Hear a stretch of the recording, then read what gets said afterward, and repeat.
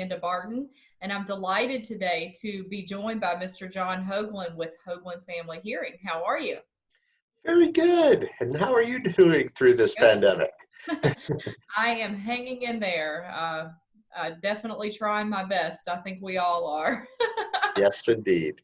Yes, indeed. Well, it's good to see your face. It's been a long time, so I'm excited to have you on the show today. Just talk to me about some of the changes in the world of hearing that are happening during this pandemic and affecting our seniors. Well, the biggest single thing is everything that has to do with their medical. Anytime they go to a doctor's office, or God forbid they get hospitalized, they now have to go alone. So what has changed dramatically in the world of hearing is this being over people's faces. Now, as you can see, the volume doesn't drop dramatically when you cover it, but what happens is you lose visual clues. And so many people count on visual clues. And now when you get into a hospital, they have the N95 masks that actually cut the volume 10 decibels or more. So that has been really traumatic. And so our outreach has been to be sure that everybody's hearing aids are working right now. So we have set up a lot of new social distancing guidelines, but the biggest thing is we are doing free warranty repairs for any manufacturers. Some really nice clinicians, good clinicians in the area, they have family at home, so they're home. They have somebody who's at high risk, so they've closed their doors until things get better, and people have nowhere to turn. So our people that were trapped here because of not being able to go north and their clinician is up north. So we're taking on and doing all of these as our help for the hearing impaired, because I can't stand the idea of somebody being there and not being able to communicate.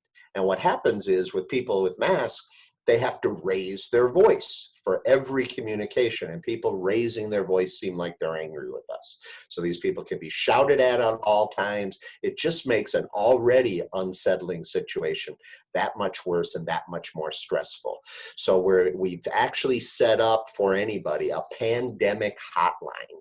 And if people call our office in the 239 area code, 360-3753, we can make arrangements at any of our Southwest Florida clinics, and people, even if they're quarantined, if they can't get out, if a family member can bring their hearing aids in a Ziploc bag with their name and phone number so we don't get things confused, we'll come out with our gloves and masks, pick them up from the parking lot so that nobody in the at-risk population has to have a personal interaction to get their hearing aids working. And again, there's no charge for any of this. So you mentioned something that we should probably address, like your office is open, you guys are open for business. What can someone expect? What protocols and procedures can they expect when they come to visit your center? Well, we have to be especially careful because all of our clientele are in the at-risk group. So we don't have anyone in the lobby anymore. When people come in, there is a curbside check-in. So I tell people when you get to the parking lot, call, let us know you're there. And because of not knowing how long some of these appointments will take, etc., bring a cold drink, bring a little something to read, just relax, and we'll get you in as soon as we are. And when you see someone walk out the door, that doesn't mean it's time to come in, because we're doing a full sanitation between every patient. You know, anybody who touches a pen keeps the pen. If you have to fill out paperwork, the clipboards are sterilized every single time. We're cleaning every office between. We're using masks and gloves ourselves. We appreciate using masks. We'll have a questionnaire and a screening procedure.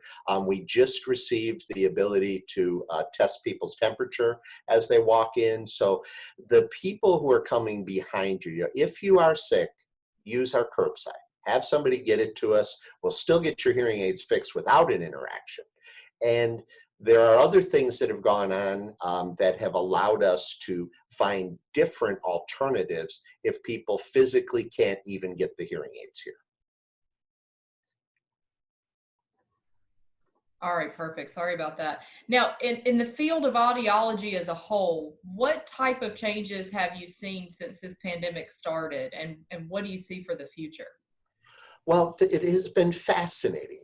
For a while, they have been working on being able to do telemedicine within our field. So some of our crew has adapted a FaceTime for hearing type of telemedicine approach. So everybody's getting more used to, if they want to talk with their family or their grandchildren because they can't get in, they'll use a FaceTime type thing. Well, we have the same app where we send them a link, they click on it, now they can see us and we can see them. So if they've forgotten how to do things with their hearing aids, we can do it for them, like somebody changing a wax guard or changing different things. I've listened through the doors and I've heard our staff members talking them through it, and they'll get through some of the basics, some of the fundamentals. But now, one of the manufacturers in particular, this Starkey Laboratories, on their very, very expensive, very high-end new product, they had a way for us to set up a code. We had to do things in the office. And then if they, let's say, went north, we could adjust their hearing aids from Florida while they were up north. Well, they hired a brilliant man by the name of Achkin Bomik, who was well connected with Apple and with Google. And during the pandemic, they have found a way for us to adjust any of the newer Starkey hearing aids, even if they weren't our patients, even if they haven't been in our office. We send a code and then they're describing what they need done. We can work on our laptops and we can send the corrections to them and fix them. Now, it sounds complicated, but I have a secret weapon. We have millennials. Really good, knowledgeable millennials. I love it. Dr. Richter, Dr. Newfer, Derek Wynn, Chris, our daughter Avery, Yeah. and I listen to them calmly. I was just going to bring Avery up into that. So yeah, absolutely. That's awesome. Well, and they're fabulous. So I'm listening through the door and just do this. Now tell me what you need here. And then we're making the tweaks. They're listening to them in real time and they're able to keep people, because some of the retirement facilities really don't want people going out and certainly bringing it back in. So, but all the manufacturers have something we can do. This Starkey one just happened to be amazing. And so they're the number one in the United States and probably in Southwest Florida. And it's So, but if they, amazing what technology has done and what we have really shown during this pandemic, what can be done virtually. It's amazing, isn't it? it really is. And we've gotten into virtually coaching people and working with people that have other ailments like the tinnitus population. And we've really been able to do things that have helped others in ways I never dreamed possible. Now you hit the one of my hot buttons, because my dad suffers from tinnitus, and I truly believe I do as well. Um, Talk to me about how this pandemic has affected those patients of yours specifically with tinnitus. It has been devastating.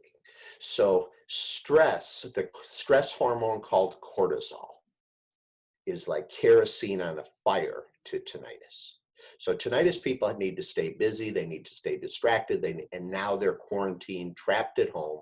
They're worrying about their careers, they're worrying about their loved ones, they're worrying about their health, they're worrying about food supply. And all of these things just contribute to stress. And people that their tinnitus was under control for a very long period of time have been calling in. The American Tinnitus Association has a hotline for tinnitus patients. They have had to add so much staff to handle the hotline because on a nationwide basis, it's a big deal. So if people reach out to me, and that would also be on the pandemic hotline, if they reach out to me, I can do this type of thing over the phone, perhaps. I can talk to them over the phone. There is a lady who has an excellent program called Mindfulness for Tinnitus that handles the stress aspect of it extremely well. And it usually costs $400 to take this course. She's waiving the fees, and mindfulness helps. Anything you can do to reduce stress, anything you can do to lower your anxiety level, because there's three legs of this tinnitus stool: the sound itself, how much that sound draws our attention, and then how much stress or distress that brings to our life. And it's a vicious circle. The tinnitus fuels the stress fuels the tinnitus, and it can really get out of control. And we are a resource. Our Southwest Florida Tinnitus and Hearing Center opened 8 years ago, so we've been embedded in the tinnitus community for a long time, and we'll help anybody that we can. That's amazing. Thank you for going through that. I think it's so important that people know that there's a resource to reach out to for that, because they don't a lot of times not even understand what's happening to them. I think they're going crazy, Yes. right? Yeah, exactly. Now, I know social isolation has affected not just our elderly population, but more so them than ever. Talk about how this particular situation really is affecting our seniors. Well, there's so many people that downplay their hearing loss. It's no big deal. If it's important, people will repeat it. If you don't like how loud I have the TV, watch it in your room. Well, now people are on top of one another. And you really need to have a situation where you can hear and understand people. And we are trying to help everybody. If people have gotten away from using their hearing aids, we want to get them fixed for them. But it's funny. I've been talking with some old friends, and I talked with an old mentor of mine. And many years ago, when I was young and impressionable, in my 20s, he had written a poem called Silence is Lonely. And I've been reading it recently, and I pulled it back out, and I just want to share it with you. But it covers psychologically, if you have a health condition, address the health condition. So many times it's one we try to avoid, one we try to not face. But I think you'll find this is cute. When at first our hearing begins to fade, though the signs are foretelling, we choose to evade. We tell others they don't speak clearly, they mumble a lot. My concentration is elsewhere. That's why I ask, what? Please talk a bit louder, your voice is so weak. I could hear you okay if you would look at me as you speak. I can hear you just fine when you're close at hand. If you would learn to enunciate, I could understand. Being with family is one of life's greatest joys, but don't expect me to hear with all of that noise. It's easy to blame others, though it's not really fair. It's your hearing problem. Solve it. Show others you care. He who said silence is lonely, or silence is golden, spoke for himself only. For the hearing impaired, silence is lonely. And all of the research continually shows untreated hearing loss can lead to depression, can lead to memory problems, can lead to increased risk of falls. And there are so many negative consequences of ignoring one of your five senses. So the beauty of this pandemic is we have time now. So we can teach people about their hearing.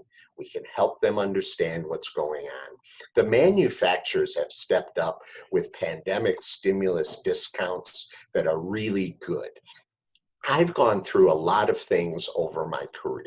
We certainly have gone through Hurricane Irma. We've gone through Hurricane Charlie. We've gone through the economic crisis of '08. We've gone through 9/11.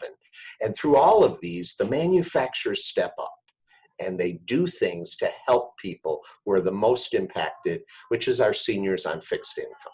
So fortunately, there's pricing better than I've ever gotten, but the biggest thing is knowing where you stand. And so people have time on your hand. If you're one of the healthier ones, you will be the only one in the office with you and the clinician.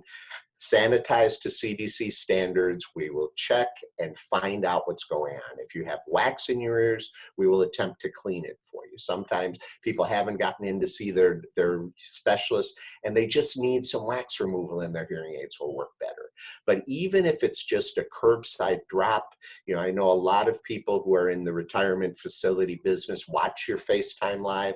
If you're part of a group, if you can get one driver to bring people in your centers hearing aids to us, we'll fix them all and call them when they're done. You know, we'll get through this. Southwest Florida has been through a lot, and this too shall pass. But, you know, we will do everything we can for the hearing impaired when they need us most right now. That's so fantastic. Thank you, John. I really appreciate what you're doing for the community, and I appreciate you coming on the show today. Thank you. And those of you out there, if you're not using your Senior Blue Book to find all of the available resources to you in times of crisis, you should have gotten your copy. There's still time. Go to, next time you have to go pick up medications, they're in most of the drugstores, but Senior Blue Book helps a lot. And I've really appreciated watching all of your other guests. And thank you for getting the word out, since we can't go to the communities like we typically do. Yeah, absolutely. It's my pleasure. I really appreciate your kind words and your support, John. Thank you so much. And thank you as well. Southwest Florida strong. We will get through this. Yes, sir. Have a great day.